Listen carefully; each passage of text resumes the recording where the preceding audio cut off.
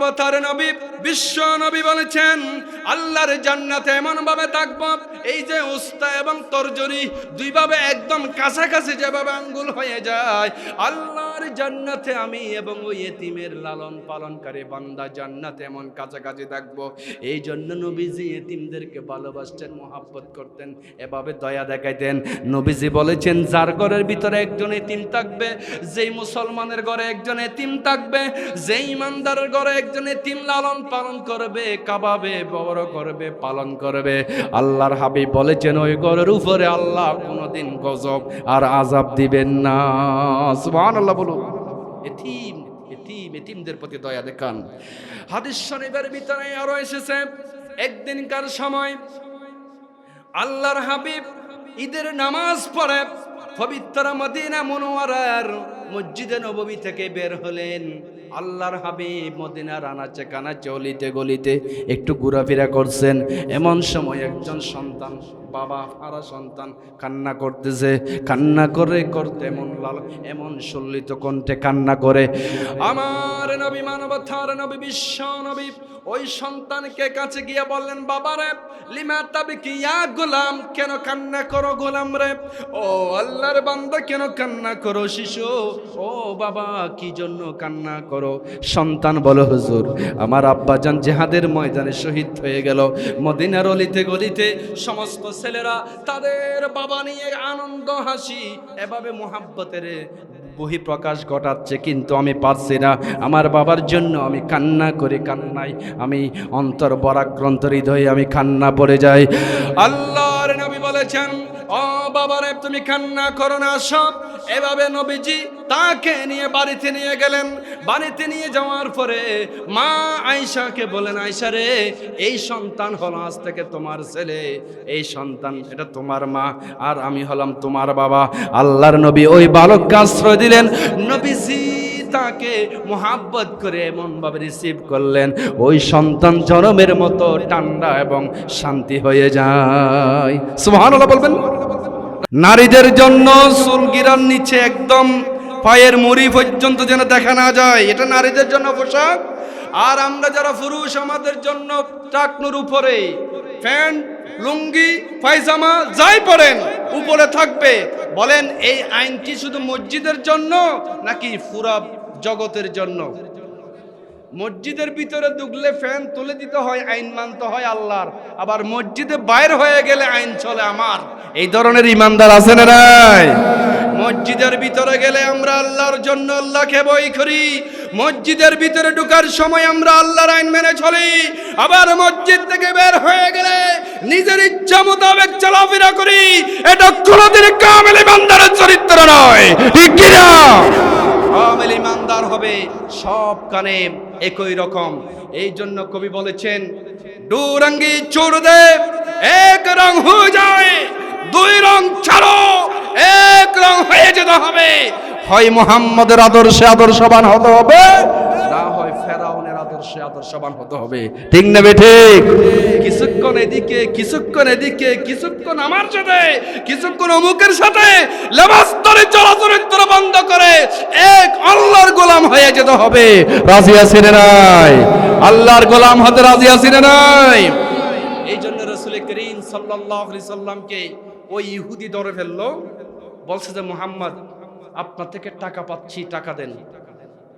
ভালো করে খেয়াল করেন, একটা আমল এমন একটা আমল করতে পারে, এমন একটা বিষয়ে যদি আমল করে, যে বিষয়ের আমল করলে আল্লাহ রাব্বুল আলামিন দুনিয়ার জমিনে দুই ধরনের বড় বড় নিয়ামত দান করবেন, দুই ধরনের মহান নিয়ামত দান করবেন। যারা একটি আমল করবে, এক ধরনের কাজ করবে, একটা আমল করবে। নবীজি থেকে জিজ্ঞেস করা হলো, হুজুর সে আমলটা কি? নবীজি বললেন, যারা আত্মীয়তার বন্ধন বজায় রাখবে, সিলাতুর রাহিমি আদায় করবে, বাবার দিক দিয়ে আত্মীয়, মার দিক দিয়ে আত্মীয় যারা আদায় করবে, আল্লাহর হাবিব মানবতার নবী বিশ্ব নবী বলেছেন, উম্মত শোনো, ওই আত্মীয়তার বন্ধন বজায় রাখার কারণে আল্লাহ রাব্বুল আলামিন তাকে দুনিয়াতে দুইটা পুরস্কার দিয়ে দিবেন। সুবহানাল্লাহ বলুন। নাম্বার 1 হলো, এক নাম্বার আল্লাহ পাক তার হায়াতের মধ্যে বরকত দিবেন, হায়াত বেড়ে যাবে, হায়াত লং হয়ে যাবে। অর্থাৎ আরেকজন ব্যক্তি ৭৫ বছর হায়াতে যা যা করতে পারে নাই, আপনার সামান্য হায়াতের ভিতরে এমন ভালো ভালো কাজ করতে পারবেন, হায়াতের ভিতরে বরকতের চিনি দরজা খুলে দেবেন। একটু বুঝে থাকলে আওয়াজ দিয়ে বলুন, তিনি কে? হায়াত বেড়ে যাবে। নাম্বার 2 হলো, 2 নম্বর হলো আয় রোজগারের মধ্যে বরকত হয়ে যাবে। এই জন্য যে ইমানদার আত্মীয়তার বন্ধন বজায় রাখবে, নবীজির এই আদর্শ পালন করবেন। ও আমার যুবক ভাইয়েরা, আমার মুরাব্বিরা, আমার হারবাঙের জনতা, শোনো, আত্মীয়তার বন্ধন যদি বজায় রাখতে পারে, নবীজি বলেছেন দুনিয়াতে হায়াত বৃদ্ধি হবে এবং আয় রোজগারের ভিতরে আল্লাহ রাব্বুল আলামিন অফুরন্ত বরকতের দরজা খুলে দিবেন। সুবহানাল্লাহ বলুন। এই জন্য রাসূল আত্মীয়তার বন্ধন বজায় রেখেছেন। আল্লাহ রাসূল সাল্লাল্লাহু আলাইহি সাল্লাম বলেছেন, উম্মত, হাদিস শরীফের ভিতরে এসেছে, তিরমিজি শরীফের হাদিস, নবীজি সাল্লাল্লাহু আলাইহি ওয়াসাল্লাম বলেছেন, আর-রাহিমুনা ইয়ারহামুহুমুর রাহমানু ইয়ারহামু মান ফিল আরদি ইয়ারহামুকুম মান ফিস সামা। এরপরে নবীজি বলেছেন, ফামান ওয়াসালাহা ওয়াসালাহুল্লাহ ওয়া মান কাতাহা কাতাহুল্লাহ। নবীজি বলেছেন, আল্লাহ পাক বলেন, আর-রাহিমুনা ইয়ারহামুর রহমান। যারা দয়াশীল হবে, যারা মায়াশীল হবে, যাদের অন্তর নম্র হবে, যারা গরিবের প্রতি, এতিমের প্রতি, মিসকিনের প্রতি, মানুষের প্রতি দরদ দেখাবে, বলেন তাদের প্রতি দরদ দেখাবেন কে? আপনি যখন আপনার ভাইয়ের প্রতি, বোনের প্রতি, আত্মীয়ের প্রতি, মুসলমানের প্রতি, প্রতিবেশীর প্রতি, এভাবে আপনার পার্শ্ববর্তী, এভাবে এই নেকবার প্রতিবেশীর প্রতি যখন সুন্দর ব্যবহার করবেন, দয়া করবেন, আপনার প্রতিও দয়া করবেন একজন। যেরকম তিনি কে? মুসলমান আমরা সে দয়া পেতে চাই কি চাই না? একটা আওয়াজ দিয়ে বলেন, আল্লাহর দয়া পেতে চাই কি চাই না? আল্লাহর দয়া ছাড়া দুনিয়া থেকে বাঁচা যাবে? আল্লাহর দয়া ছাড়াই পৃথিবীতে সময় কাটানো যাবে? আল্লাহর দয়া ছাড়া এক সেকেন্ডও বাঁচা যায় না। আল্লাহর দয়া ছাড়া এক সেকেন্ডও থাকা যায় না। আল্লাহর দয়া না থাকলে এই পৃথিবীর জমিন এক সেকেন্ডের জন্য মুসলমান হিসেবে থাকা যায় না। এই জন্য সবসময় দয়া লাগবে একজন, তিনি কে?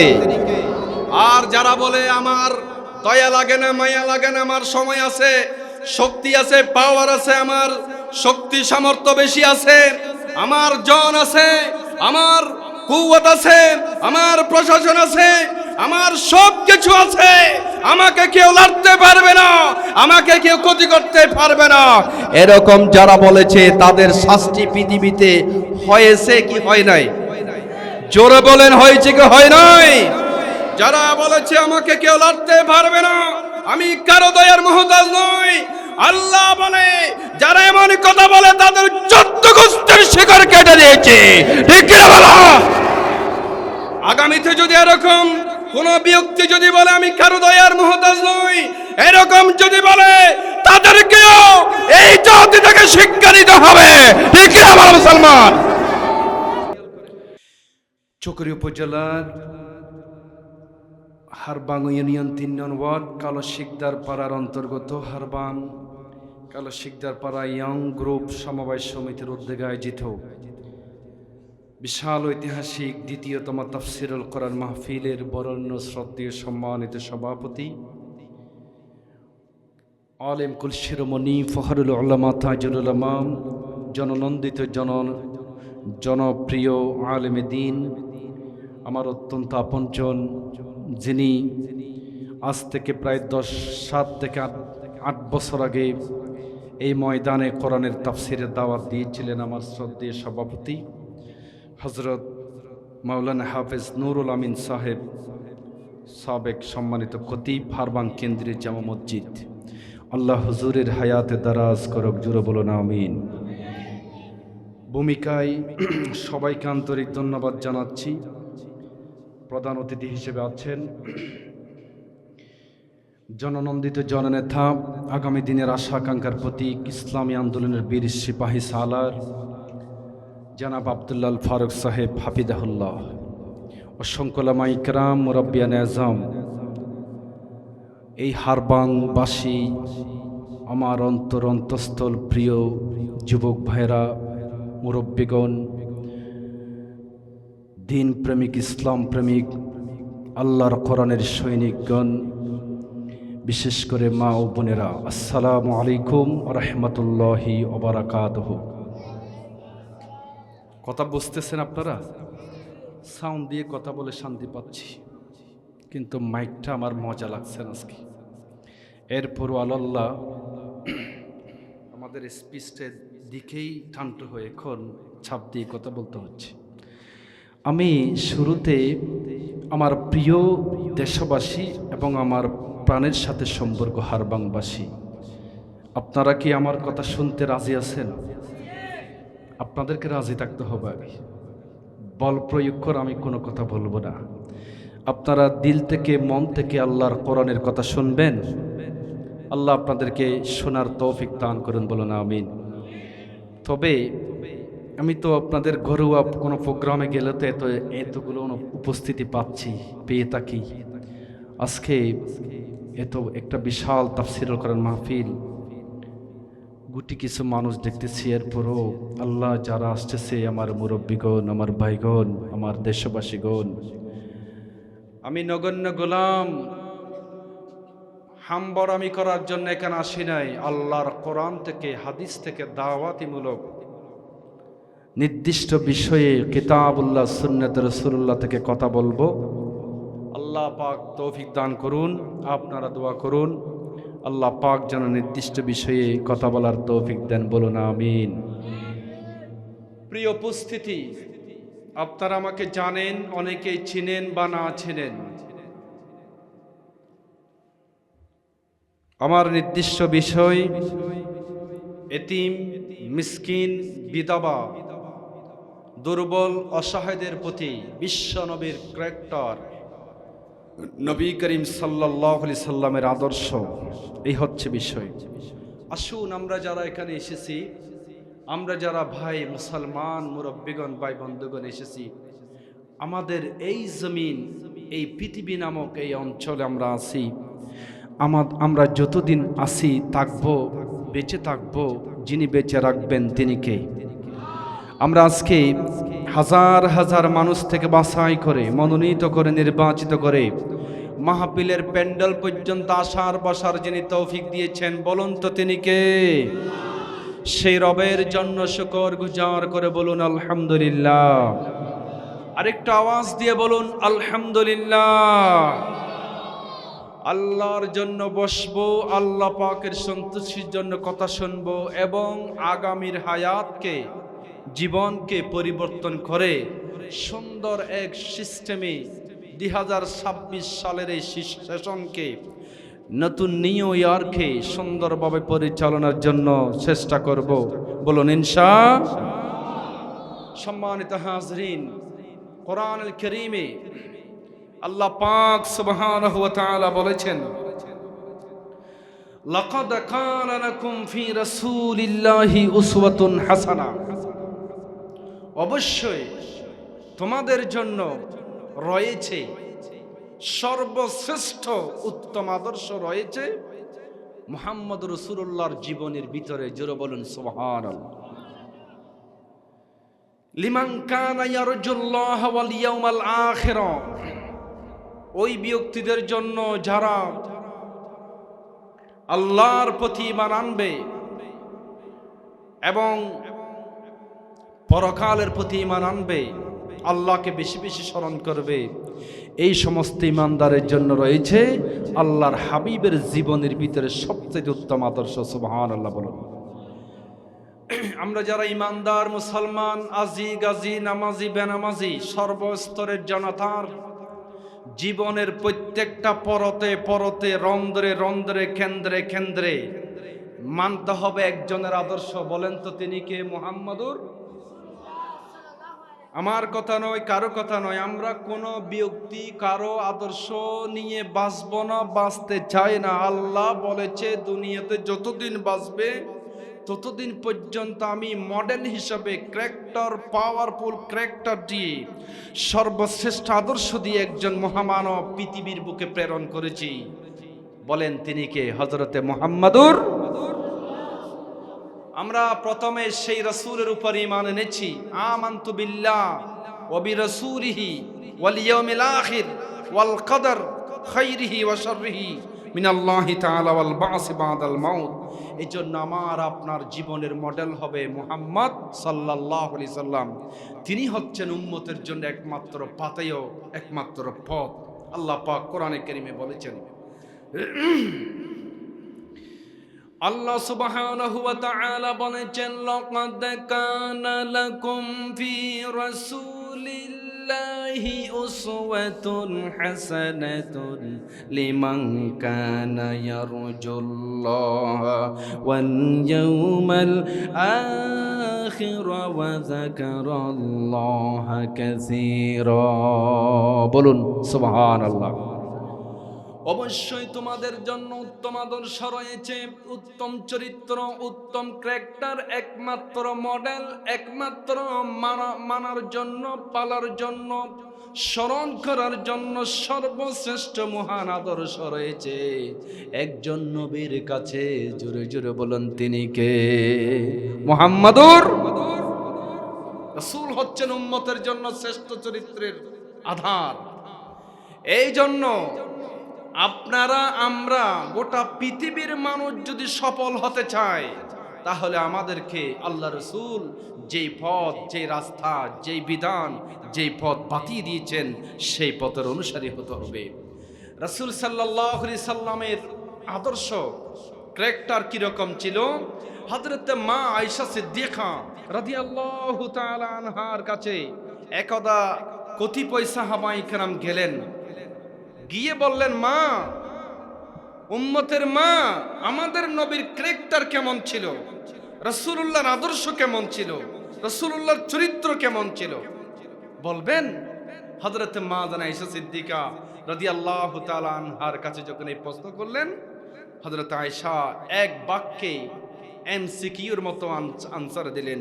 তিনি বললেন, ও রাসূলুল্লাহ, সাহাবায়ে কেরামরা, আতাকরাইনাল কোরআন,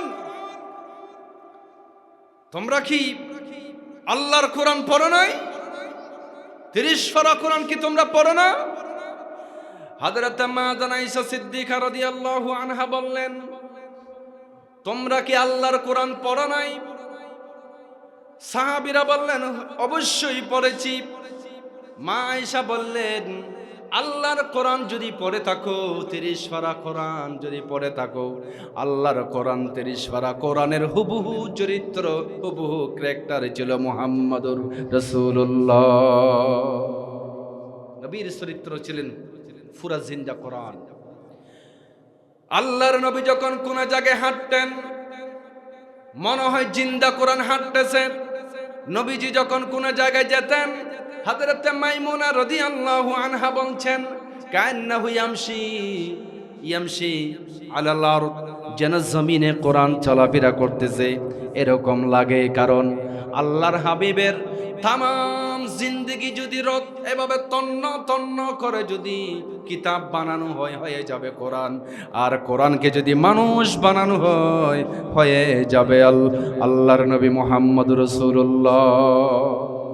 তাহলে আমাদের নবীর চরিত্রের ব্যাপারে সার্টিফিকেট দিয়েছেন কে? আল্লাহ রাব্বুল আলামিন। এই কথাটুকু কোরআনুল কারীমের ভিতরে বলেছেন, ওয়া ইন্নাকা লাআলা খুলুকিন আযীম। হুজুর, আপনি হচ্ছেন সুমহান চরিত্রের উপর প্রতিষ্ঠিত। আপনার চরিত্র যদি কেউ অনুসরণ করে, তাহলে সে হয়ে যাবে দামি। জোরে বলুন সুবহানাল্লাহ। আল্লাহর হাবিব গারে হেরার মধ্যে যখন কিতাব নাজিল হওয়া শুরু করলো, কোরআনে কারীম নাজিল হওয়া শুরু করলো, আল্লাহর হাবিব নবী করিম সাল্লাল্লাহু আলাইহি সাল্লামের উপর যখন হযরত জিবরিল ফেরেশতা আসলেন, নবীজি দেখে একটু করে বিচলিত হয়ে গেলেন। আর নবীজির শরীরে জ্বর এসে গেল। আল্লাহর হাবিব হেঁটে হেঁটে গিয়া মা খাদিজাতুল কুবরার বাড়িতে গেলেন। খাদিজারে জাম্মিলুনি জাম্মিলুনি, ও খাদিজা তুমি আমাকে কম্বল জড়িয়ে দাও। খাদিজা আমার গায়ে কম্বল দাও। লাকাদ খাশিতু আলা নাফসি, আমি অবশ্যই ভয় করেছি। আমার কাছে আজকে দবদবে পোশাক পরিহিত একজন ফেরেশতা এসে গেল, আমার ভয় লাগলো, আমাকে কম্বল জড়িয়ে দাও। আল্লাহর নবীর বিবি মা জান খাদিজাতুল কুবরা রাদিয়াল্লাহু আনহা বলেন, ইয়া রাসূলুল্লাহ, ফাকালাত খাদিজা কাল্লা ওয়াল্লাহি লা ইউখজিকাল্লাহু আবাদা। নবীজির বিবি মা খাদিজা বলেন, ইয়া রাসূলুল্লাহ, ইয়া হাবিবাল্লাহ, আপনি ভয় করবেন না, চিন্তা করবেন না, টেনশন করবেন না। আমি শপথ করে বলছি ওই আল্লাহর নামে, ওই মহান মালিকের নামে আমি শপথ করে বলছি, আল্লাহ আপনার ভিতরে এমন গুরুত্বপূর্ণ এমন কতিপয় চরিত্র ফিট করে দিয়েছেন। আল্লাহর কসম, আল্লাহ আপনাকে কোনোদিন লাঞ্ছিত করবেন না, বেইজ্জত করবেন না। আপনি ভয় করবেন না। যেরকম সুবহানাল্লাহ। স্বামী ভালো না খারাপ, সার্টিফিকেট 1 নম্বর দিতে পারে কে বলেন তো? কে? স্ত্রী। স্বামী ভালো না খারাপ, স্বামীর চরিত্র কেমন, সেই স্বামীর ভিতরে ঈমানিয়ত আছে না, দ্বীনদারিত্ব আছে না, আল্লাহর ভয় আছে কিনা, পৃথিবীতে কেউ না জানলেও জানে কে? স্ত্রী। এই জন্য রাসূল বলেছেন, যেই স্বামী তার স্ত্রীর কাছে শ্রেষ্ঠ, সে আল্লাহর কাছে শ্রেষ্ঠ হিসেবে প্রমাণিত হবে। সুবহানাল্লাহ। আল্লাহর হাবিব বলেছেন, মা খাদিজা নবীজিকে বললেন, ইয়া রাসূলুল্লাহ, কাল্লা ওয়াল্লাহি লা ইউখজিকাল্লাহু আবাদা। হুজুর, আল্লাহর জাতের কসম করে বলি, আপনি ভয় করবেন না, টেনশন করবেন না, চিন্তা করবেন না, কারণ আল্লাহ আপনাকে বেইজ্জত করবে না, লাঞ্ছিত করবে না। কারণ আমি খাদিজা আপনার চরিত্রের ব্যাপারে জানি, আপনি মহান চরিত্রের অধিকারী। আপনার সুমহান চরিত্র এত বেশি সুন্দর, এত বেশি ভালো, এত বেশি প্রশংসনীয় নবীজি, আপনার চরিত্রের ব্যাপারে স্বয়ং আমি নয়, শুধু আমি খাদিজা নয়, স্বয়ং আল্লাহ তাআলা আপনার চরিত্রের ব্যাপারে সার্টিফিকেট দিয়েছেন। সুবহানাল্লাহ বলুন। আমাদের নবীর চরিত্রের ব্যাপারে সার্টিফিকেট কে দিয়েছেন? আল্লাহ পাক দিয়েছেন। শুনেন এবার, হযরত মা খাদিজা উনি শুধু স্ত্রী নয়, উনি তাওরাত কিতাবের একজন আলেম ছিলেন। জোরে বলুন সুবহানাল্লাহ। এবং তাওরাত জানতেন, ইনজিল জানতেন। কেমন ভালো মেয়ে, কেমন দিনদার মেয়ে, কেমন আল্লাহওয়ালা মেয়ে। দেখেন, যে মেয়ের ভিতরে আল্লাহর রাসূলের, আল্লাহর ওয়াহদানিয়তের জ্ঞান আছে, শরীয়তের জ্ঞান আছে, সেই মেয়ের বংশ থেকে যা বের হবে তারাই তো দিনদার বের হবে। যেরকম সুবহানাল্লাহ।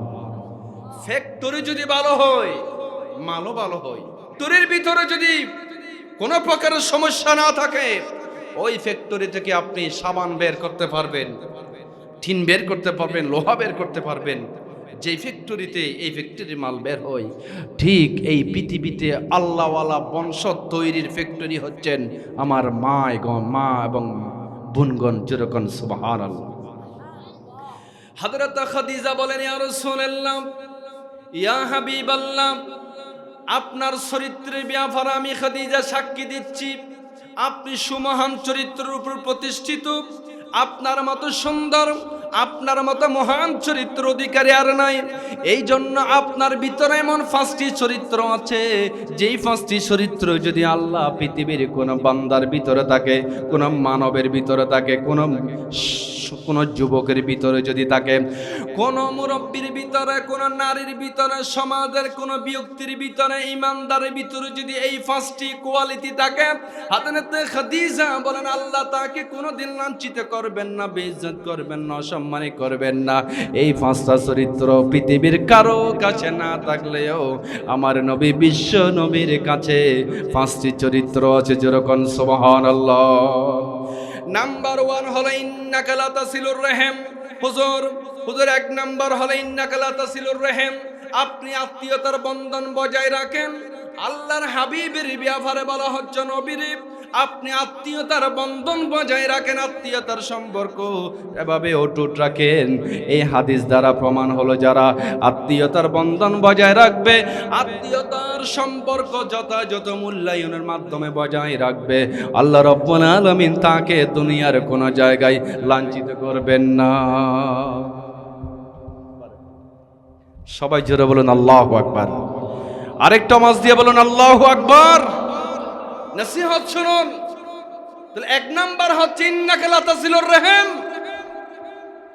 এখন আমাদের অনেক সাহেব দেখবেন বাইরে ফিটফাট, ভিতরে কিন্তু বোনের হক নষ্ট করে, আসরে নাই। বাহিরে ইমানদার দাবি করে, ভিতরে ভিতরে বোনকে হক নষ্ট করে দেয়। বাহিরে সব নিজের মা বাবাকে চোখের পানি পথে ফেলে এমন কিছু ভদ্র জেন্টলম্যান সমাজে আছে না নাই বলেন? আল্লাহ রাসূল বলেছেন বাহ্যিক সূরত দিয়ে জান্নাত পাওয়া যাবে না, বাহ্যিক সূরত দিয়ে ঈমানদার হওয়া যাবে না। ঈমানদারের বাহ্যিক এবং ভিতরে সব ক্ষেত্রে পারফেক্ট চরিত্র থাকতে হবে, ঠিক কিনা বলেন না? বাহিরে যেভাবে ভালো ভিতরও ভালো হতে হবে। রাসূল বাহিরে যেমন ভিতরও তেমন ছিল। যেরকম সুবহানাল্লাহ। ইন্নাকা লা তাসিলুর রহিম। আল্লাহর হাবিবের জীবনের সবচেয়ে বড় আভ্যন্তরীণ চরিত্র ছিল রাসূল আত্মীয়তার হক আদায় করতেন, রক্ষা করতেন, আত্মীয়তার সাথে সুসম্পর্ক বজায় রাখতেন। সুবহানাল্লাহ। ও মুসলমান, দুনিয়ার স্বার্থে কেন আত্মীয়তার বন্ধন আপনি কেটে দিচ্ছেন? সামান্য জায়গা জমিনের খুবে কেন আপনি ক্যান্সেল করে দিয়েছেন সম্পর্ক? কি জবাব দিবেন কিয়ামতের ময়দানে? কি জবাব দেবেন আল্লাহর হাবিবের সামনে? কি কারণে একজন ইমানদারের হক আপনি নষ্ট করেছেন? কি কারণে আপনি আপনার বাবার দিক দিয়ে আত্মীয়, মায়ের দিক দিয়ে আত্মীয়তার হক নষ্ট করে দিয়েছেন? এই ধরনের মানুষ যদি তাকে আল্লাহর ওয়াস্তে আজকেই বুঝে নেন, আল্লাহ পাকের হাবিবের একটা চরিত্র যদি আমরা গ্রহণ করে থাকি, রাসূল আত্মীয়তার হক আদায় করতেন। মুলাকাত কি ওয়াক্ত সালাম করনা, হাদায়া ওয়া তাহায়েব দেনা। ইমানদারের জানাজা কি ওয়াক্ত হাজির হোনা, সব মুমিনের হক। আল্লাহর হাবিব বিশ্বনবী হাদিসে পাকের ভিতরে বলেছেন, হে আমার উম্মত, তোমাদের ভিতরে কেউ যদি এমন একটা আমল করতে পারে, এমন একটা বিষয়ে যদি আমল করে, যে বিষয়ের আমল করলে আল্লাহ রাব্বুল আলামিন দুনিয়ার জমিনে দুই ধরনের বড় বড় নিয়ামত দান করবেন, দুই ধরনের মহান নিয়ামত দান করবেন। যারা একটি আমল করবে, এক ধরনের কাজ করবে, একটা আমল করবে। নবীজি থেকে জিজ্ঞেস করা হলো, হুজুর সে আমলটা কি? নবীজি বললেন, যারা আত্মীয়তার বন্ধন বজায় রাখবে, সিলাতুর রাহিম আদায় করবে, বাবার দিক দিয়ে আত্মীয়, মার দিক দিয়ে আত্মীয় যারা আদায় করবে, আল্লাহর হাবিব বানামাতার নবী বিশ্ব নবী বলেছেন, উম্মত শোনো, ওই আত্মীয়তার বন্ধন বজায় রাখার কারণে আল্লাহ রাব্বুল আলামিন তাকে দুনিয়াতে দুইটা পুরস্কার দিয়ে দিবেন। সুবহানাল্লাহ বলুন। নাম্বার 1 হলো, এক নাম্বার আল্লাহ পাক তার হায়াতের মধ্যে বরকত দিবেন, হায়াত বেড়ে যাবে, হায়াত লং হয়ে যাবে। অর্থাৎ আরেকজন ব্যক্তি 75 বছর হায়াতে যা যা করতে পারে নাই, আপনার সামান্য হায়াতের ভিতরে এমন ভালো ভালো কাজ করতে পারবেন, হায়াতের ভিতরে বরকতের চিনি দরজা খুলে দেবেন। একটু বুঝে থাকলে আওয়াজ দিয়ে বলুন, তিনি কে? হায়াত বেড়ে যাবে। নাম্বার 2 নাম্বার হলো আই রোজগারের মধ্যে বরকত হয়ে যাবে। এই জন্য যে ইমানদার আত্মীয়তার বন্ধন বজায় রাখবে, নবীজির এই আদর্শ পালন করবেন, ও আমার যুবক ভাইয়েরা, আমার মুরাব্বিরা, আমার হারবাঙের জনতা শোনো, আত্মীয়তার বন্ধন যদি বজায় রাখতে পারে, নবীজি বলেছেন দুনিয়াতে হায়াত বৃদ্ধি হবে এবং আয় রোজগারের ভিতরে আল্লাহ রাব্বুল আলামিন অফুরন্ত বরকতের দরজা খুলে দিবেন। সুবহানাল্লাহ বলুন। এই জন্য রাসূল আত্মীয়তার বন্ধন বজায় রেখেছেন।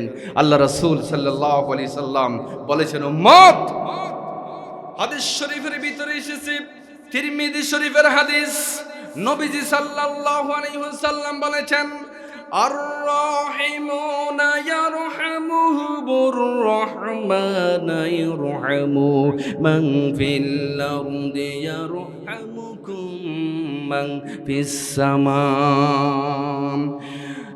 এরপরে নবীজি বলেছেন, ফামান ওয়াসালাহা ওয়াসালাহুল্লাহ ওয়া মান কাতাহা কাতাহুল্লাহ।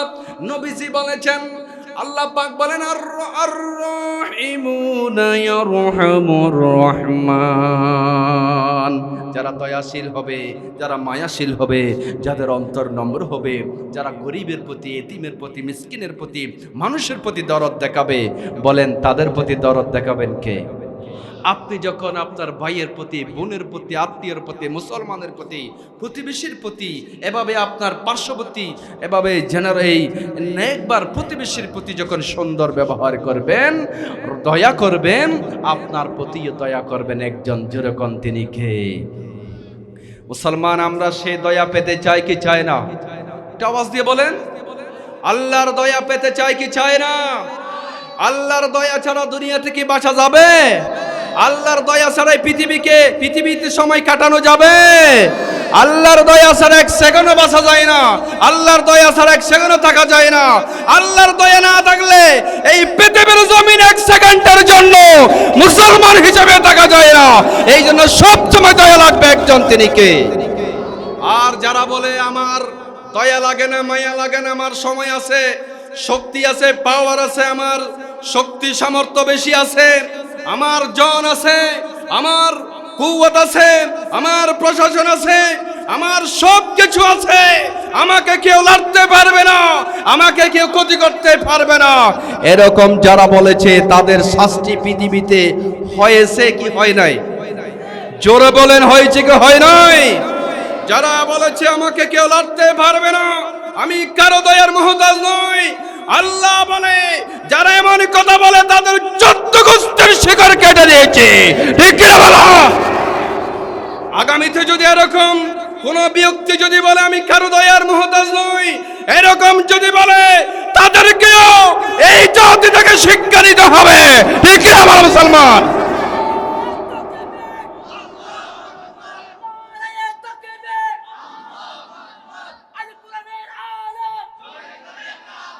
আমার বন্ধুগণ, আমার প্রিয় মুরব্বীগণ, বলেন তো আমরা যারা ঈমানদার, আমরা সবাই দয়া চাই একজনের, তিনি কে?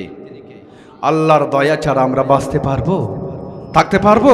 এই জন্য সব সময় দয়া মুহতাজ, এই জন্য আল্লাহর কাছে বলতে হবে হাসবুনাল্লাহু ওয়া নি'মাল ওয়াকিল, নি'মাল মাওলা ওয়া নি'মান নাসির। আল্লাহ তুমি আমাদের জন্য যথেষ্ট, তুমি আমার মালিক, তুমি আমার খালিক। এই জন্য রাসূল করিম সাল্লাল্লাহু আলাইহি সাল্লামের চরিত্র হচ্ছেন এত পাওয়ারফুল। আল্লাহর নবী এতিম মিসকিনদের প্রতি কেমন দয়া দেখাছেন, একটু করে শুনেন। হাদিস শরীফের ভিতরে এসেছে, আল্লাহর হাবিব মানবতার নবী বিশ্ব নবী বলেছেন, পৃথিবীর মানুষ শোনো, তোমরা যদি শান্তি চাও, মুক্তি চাও, সমাজে, দেশে, গ্রামে, গঞ্জে, ঘরে ঘরে যদি তোমরা শান্তি চাও, তাহলে কারো চরিত্র, কারো মডেল মানলে হবে না। তোমরা যদি জীবনে শান্তি চাও, মুক্তি চাও এবং পরকালে যদি শান্তি চাও, একজনের আদর্শ মানতে হবে, একজনের চরিত্র মানতে হবে। জোরে জোরে বলেন, তিনি হলেন হযরতে মুহাম্মদুর রাসূলুল্লাহ সাল্লাল্লাহু আলাইহি ওয়াসাল্লাম। রাসূলুল্লাহর আদর্শ ছাড়া শান্তি পাওয়া যায় না। এই জন্য রাসূল বিদায় হজের ভাষণে বলেছিলেন কি?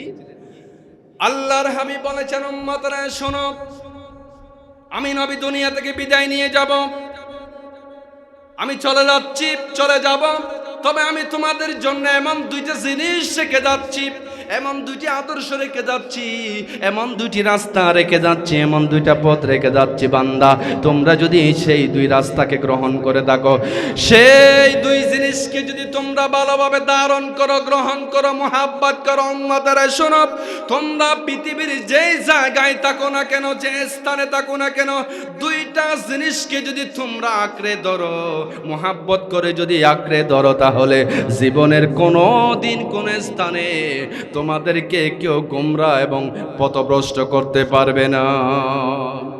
নবীজি সাল্লাল্লাহু আলাইহি সাল্লাম বলেন, মাশাআল্লাহ বারাকাল্লাহু ফি হাদিক, নারায়ে তাকবীর, নারায়ে তাকবীর।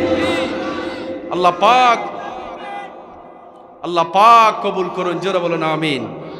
আল্লাহ আমাদের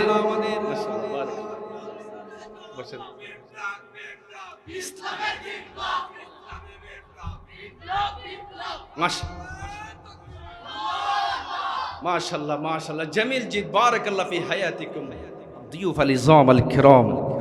প্রিয় উপস্থিতি, শুনেন, সময় খুবই দ্রুত গনিয়ে যাচ্ছে।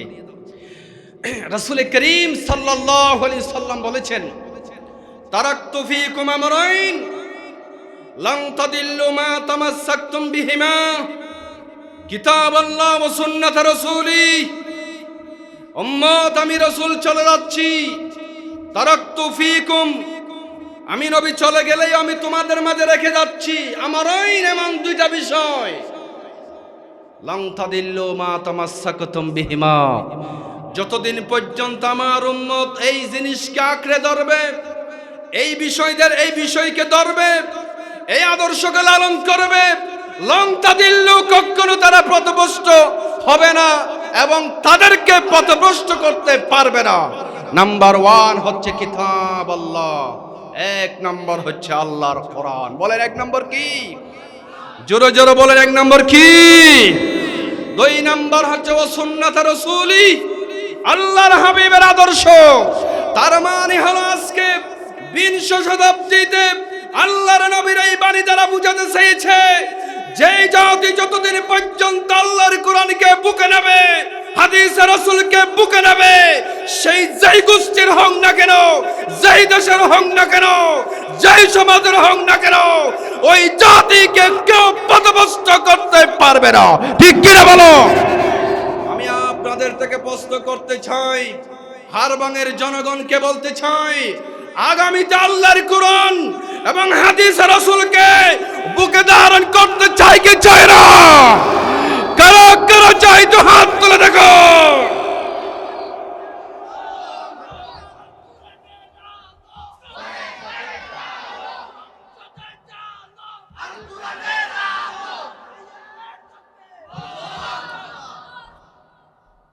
এক নম্বর হচ্ছে কিতাবুল্লাহ। এবার ব্যাখ্যাতে যাচ্ছি। কোরআন হচ্ছে মুসলমানের চলার একমাত্র চালিকা শক্তি, যেটা আল্লামা ইকবাল বলেছেন, हम मर्द मुसलमान हैं तो मर्द मुसलमान, हम मर्द मुसलमान हैं तो मर्द मुसलमान। एक हाथ में कुरान एक हाथ में तलवार, एक हाथ में कुरान एक हाथ में तलवार। ठीक किना बोलें ना? মুসলমান এতদিন বয়কট ছিল, কোরআন চাকলেও কোরআন হাতে নিতে দেয় নাই। আগামীতে কোরআন থাকবে, কোন বেটির সন্তান আল্লাহর কোরআনকে অপদস্থ করতে পারবে না। ঠিক না? এই মেসেজ শুধু আমার নয়, আমি এই এলাকার সন্তান হিসেবে নয়, এই দেশের সন্তান হিসেবে নয়, এটা গোটা বিশ্ব মুসলমানের জন্য মেসেজ। ঠিক না বেঠিক? কারণ আমাদেরকে রাসূল বলেছেন, সেই আমি কোন দলের কথা বলছি না, আপনি যেই দল করুন না কেন, আপনার প্রথম পরিচয় থাকতে হবে, সামনে থাকতে হবে আল্লাহর কোরআন। ঠিক কিনা? আল্লাহর কোরআন বাদ দিয়ে আপনি আবার কোথায় যাচ্ছেন? কোন রাস্তা যাচ্ছেন? হাদিস শরীফের ভিতরে এবং কোরআনে কারীমের ভিতরে আল্লাহ রাব্বুল আলামিন কত চমৎকার সুরে বলেছেন, ومن يبتغي غير الإسلام دينا فلن يقبل منه وهو في الآخرة من الخاسرين। ومن يبتغي, যেই বাজারা তালাশ করবে, গায়রাল ইসলামি দীনা, ইসলামকে বাদ দিয়ে অন্য কোন মতাদর্শকে, অর্থাৎ রক্তমাখা দ্বীনকে বাদ দিয়ে অন্য কোন ধর্মকর্মকে আদর্শ হিসেবে যারা লালন করবে, গ্রহণ করবে, আল্লাহ পাক বলেছেন ফালাই ইউকবালা মিনহু, তার পক্ষ থেকে কোনো কিছু গ্রহণ করা হবে না। জোরে বলুন নাউজুবিল্লাহ। আপনারা আমার কথা বুঝতেছেন? কোরআন শরীফ থেকে শুনেন, আল্লাহ রাব্বুল আলামিন বলেছেন, وَمَن يَبْتَغِ غَيْرَ الْإِسْلَامِ دِينًا فَلَن يُقْبَلَ مِنْهُ وَهُوَ فِي الْآخِرَةِ مِنَ الْخَاسِرِينَ।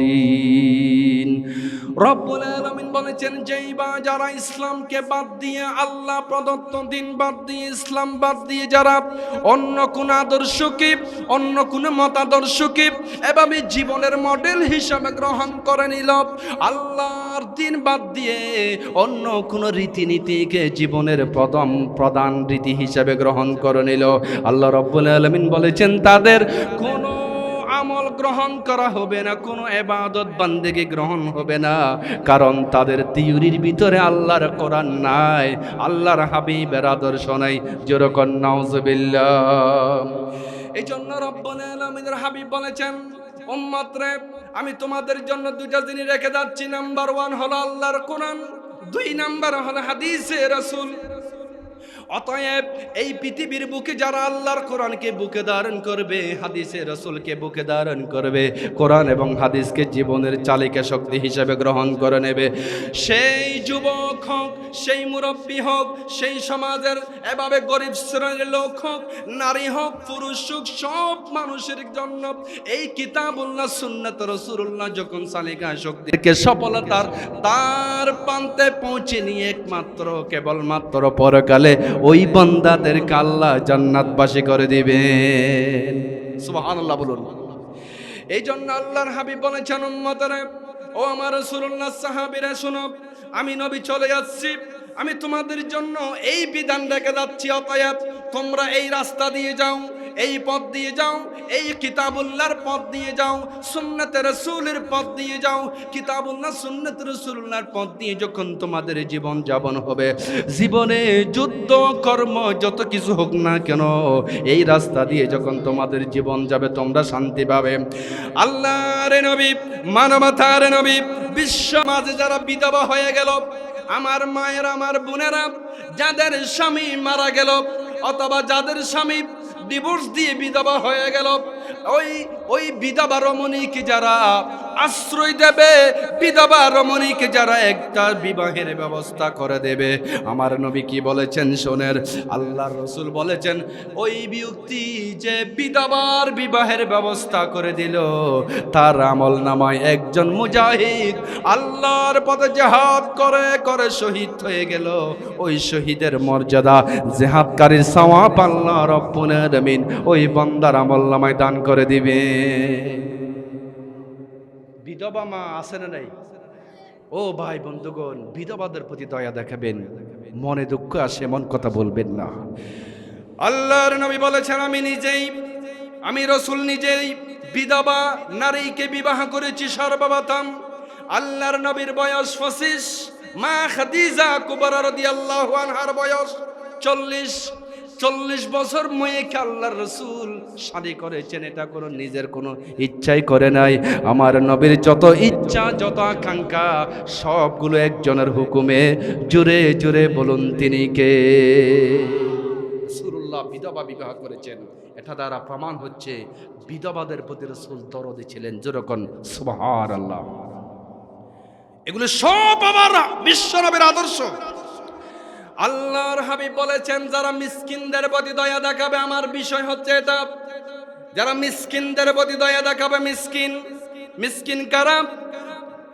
মিসকিন হচ্ছে মাল্লাহু লাইসা লাহু মাল, লাইসা লাহু মাওয়াব, যার কোনো আশ্রয় নাই, যার কোনো কিছু নাই, দুনিয়াতে এমন অসহায়, এমন দুর্বল, এমন ঘর নাই, বাড়ি নাই, কিছু নাই, খুব কষ্টের মধ্যে জীবন যাপন করে, এমন অসহায় ব্যক্তিদেরকে মিসকিন। ওই মিসকিনদেরকে যারা ডাকবে, মিসকিনদেরকে যারা ভালোবাসবে, মিসকিনদের প্রতি যারা দরদ দেখাবে, আল্লাহকে পাওয়ার জন্য, রাসূলুল্লাহর সুপারিশ পাওয়ার নিয়তে যারা মিসকিনদের প্রতি দয়া দেখাবে, আল্লাহ রাসূল বলেছেন, জিহাদ করলে যে সওয়াব, মিসকিনদের প্রতি দয়া মায়া দেখালে আল্লাহ জিহাদের সওয়াব দিবেন। যেরকম সুবহানাল্লাহ। ও বন্ধুগণ, মিসকিনদের প্রতি দয়া দেখাবেন। রাসূল করিম সাল্লাল্লাহু আলাইহি সাল্লাম এতিমদের প্রতি দয়া দেখাইতে বলেছেন। তিরমিজি শরীফের হাদিস, তিরমিজি শরীফ দ্বিতীয় খণ্ড 13 পৃষ্ঠা মূল কিতাব। হাদিস এসেছে হযরত সাহাল বিন সাদ রাদিয়াল্লাহু তাআলা আনহু হাদিস বর্ণনা করছেন, নবী করিম সাল্লাল্লাহু আলাইহি সাল্লাম বলেছেন, আল্লাহর হাবিব বলেছেন, আনা ওয়া কাফিরুল ইয়াতীমি ফিল জান্নাতি কাহাতাইন, আমি এবং এতিমের প্রতি যারা দয়া দেখাবে, এতিম লালন পালনকারী যেই বান্দা হবে, এতিম লালন করেছে যেই মুসলমান, ওই মুসলমান এবং আমি নবী জান্নাতে একদম কাছাকাছি থাকবো, একদম কাছাকাছি থাকবো। ওয়াশারা বিইসমাইহি আনিয়া সাব্বাবা ওয়াল উস্তা।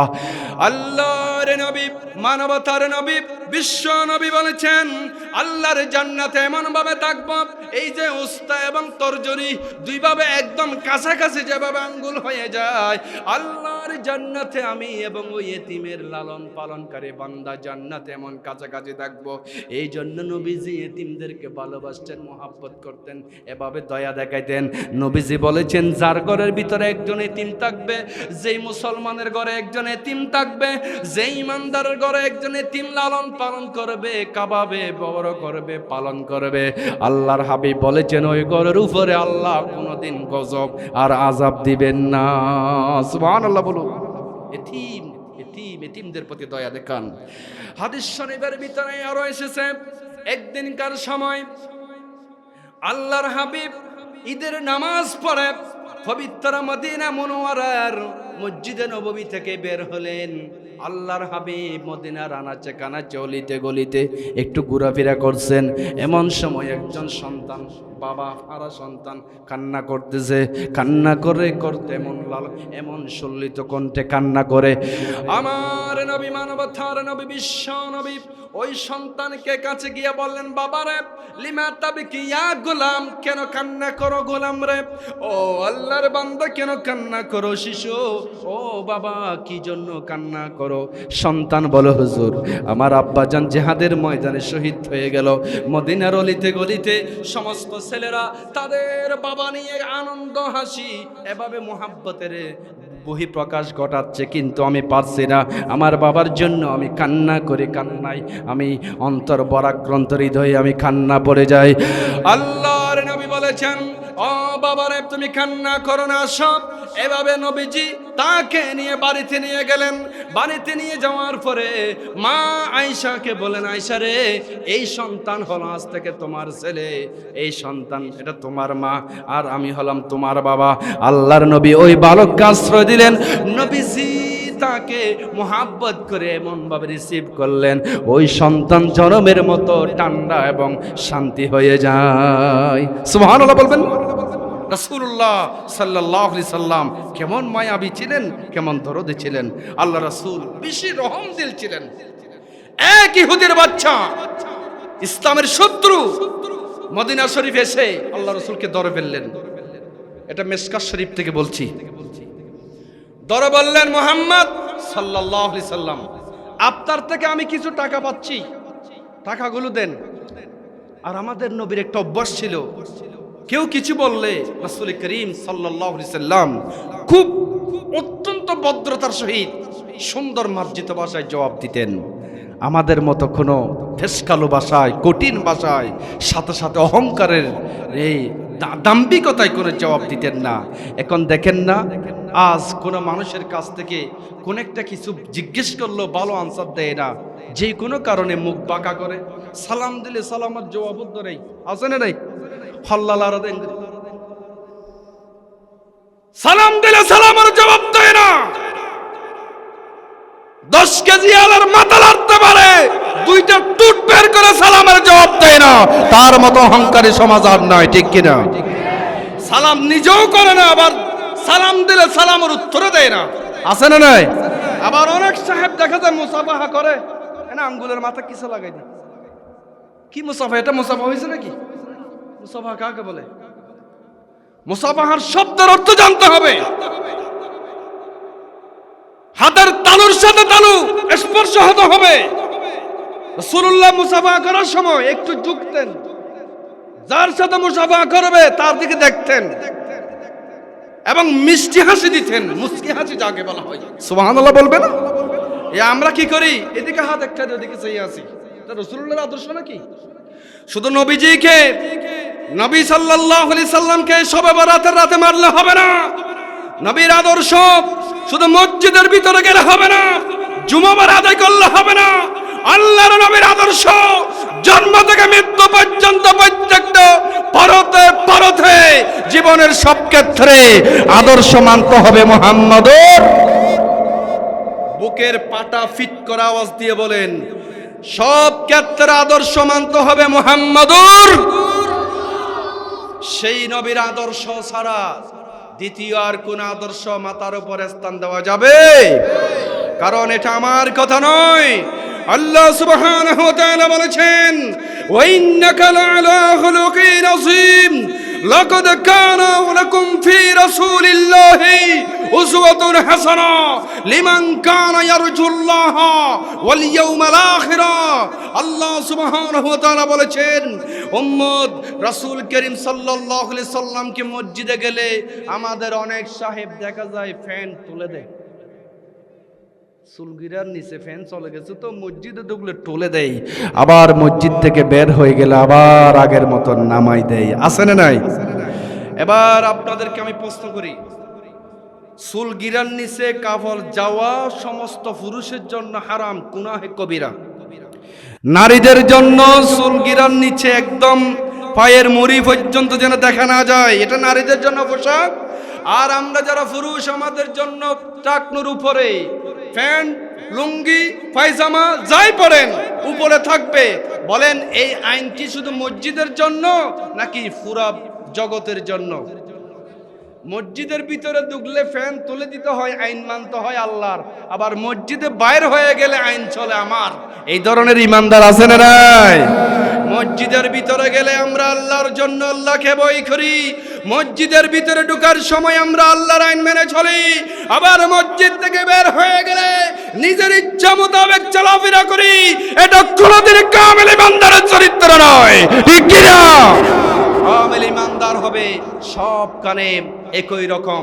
এই জন্য কবি বলেছেন, দু রঙ্গি চোর দে এক রং হয়ে যায়, দুই রং ছাড়ো এক রং হয়ে যেতে হবে।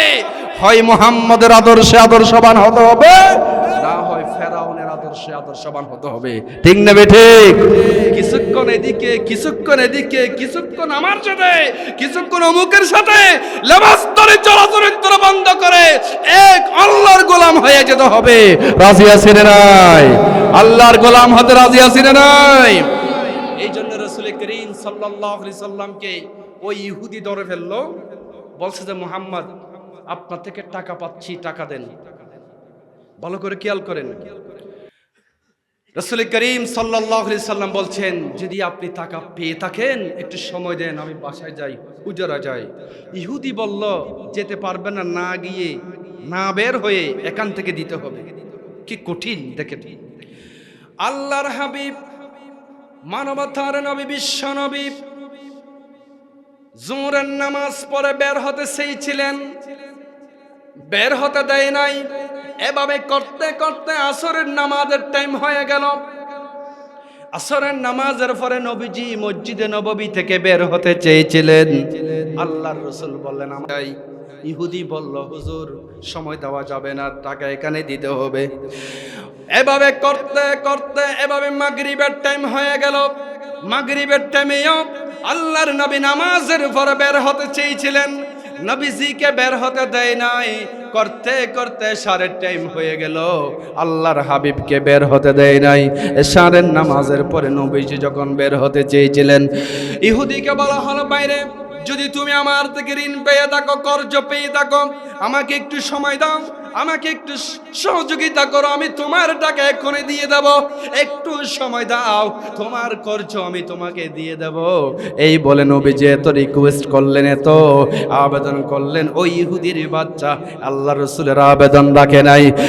এই জন্যই এই ঘটনা থেকে বোঝা যায় এই পৃথিবীতে ইসলামের, মুসলমানের, ইমানদারের, সমগ্র বিশ্ব মুসলিমের সবচেয়ে মারাত্মক শত্রু হলো ইহুদি। এই ইহুদির বাচ্চার আজকে সারা ওয়ার্ল্ডের ভিতরে যত ফিতনা অসুবিধা, এভাবে মুসলমানের দস্তাদস্তি, এভাবে ফিতনা অশান্তি সমাজ সৃষ্টি করে চায়। এই ইহুদিরা চায় এই পৃথিবীতে আল্লাহর বান্দাদের শান্তি শৃঙ্খলাপূর্ণ সমাজের ভিতরে হান করে এভাবে অসত্য ঢুকাই দিয়ে মানবতার ভিতরে ধ্বংসের এক চাবি ঘুরিয়ে দেয়, তার নাম হলো ইহুদি। ঠিক না বেটে?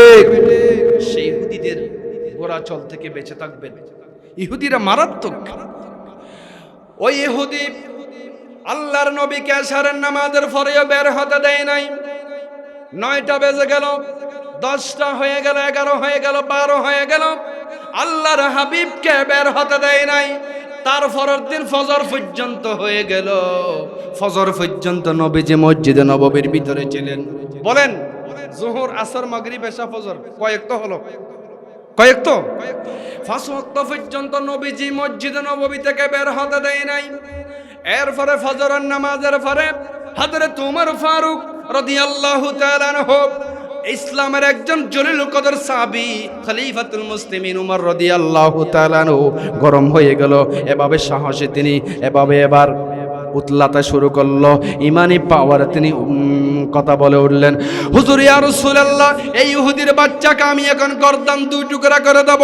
ইয়া রাসূলুল্লাহ, ইয়া হাবিবাল্লাহ, সেই ইহুদি আপনাকে গতকাল জোহর থেকে পর্যন্ত আপনাকে আবদ্ধ করে রাখলো। হুজুর, আমরা আপনাকে তাকে আমি গর্দান উড়িয়ে দেব। হুজুর, আপনি আমাকে অনুমতি দেন, আপনি আমাকে অনুমতি দেন, আমি তাকে শেষ করে দেব হুজুর।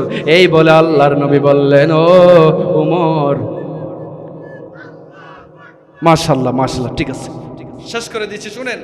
হযরত ওমর রাদিয়াল্লাহু তাআলা আনহু আল্লাহর নবীকে বলেন, ইয়া রাসূলুল্লাহ, ইয়া হাবিবাল্লাহ, ইয়া নবী আল্লাহ, আপনি আমাকে অনুমতি দেন, আমি এই ইহুদির বাচ্চার গর্দান উড়িয়ে দেব। আল্লাহর নবী বলেন, উমর থামো রে থামো। উমর রাগান্বিত হলো হবে না, উমর এভাবে রাগ করলে হবে না, কারণ একটু সবর করো। আল্লাহর নবী সবর করলেন, কোনো প্রতিশোধ নেই নাই। বিশ্ব নবী কোনো প্রতিশোধ নেই নাই, নবীজি কোনো আঘাত করে নাই। এরপরে ওই ইহুদি বিয়ক্তিটা কি হয়ে গেল জানেন? ইহুদি বিয়ক্তি আল্লাহর নবীর দরবারে নম্র হয়ে গেল, দুর্বল হয়ে গেল, অসহায় হয়ে গেল, এবং কেঁদে কেঁদে নবীজির কদম মুবারকে এসে বললেন, ইয়া রাসূলুল্লাহ, ইয়া হাবিবাল্লাহ, আল্লাহর জাতের কসম করে বলি, আমি আপনার থেকে টাকা পাচ্ছি না, আপনার থেকে আমি কোনো ঋণ পাচ্ছি না হুজুর, আমি আপনার